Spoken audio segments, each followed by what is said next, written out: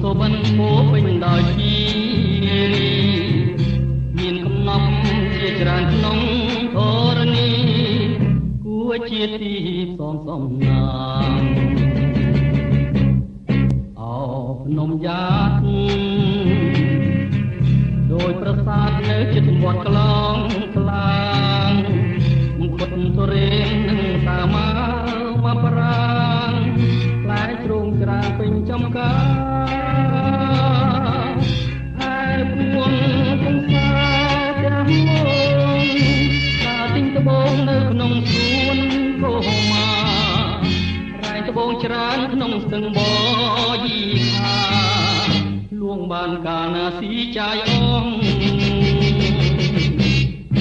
អូតាប្រាំងភូមិនេះហើយណាស់ទីត្បូងស្រនងដីមានជាតិបូផារីស្រស្រច្រើនកំឡងជាយករ៉ា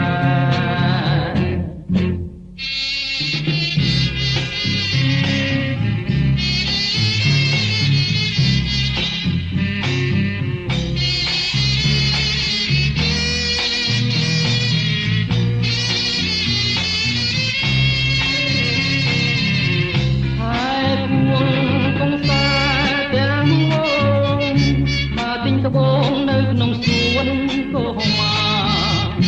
រែងត្បូងច្រើនក្នុងស្ទឹងបយីខាលួងបានកាលណាស៊ីចាយអងអូតាប្រាំងភូមិនេះហើយយ៉ាងជីត្បូងស្រនងដីមានជាតិបូផារីស្រស្រច្រើនកំឡងជាយក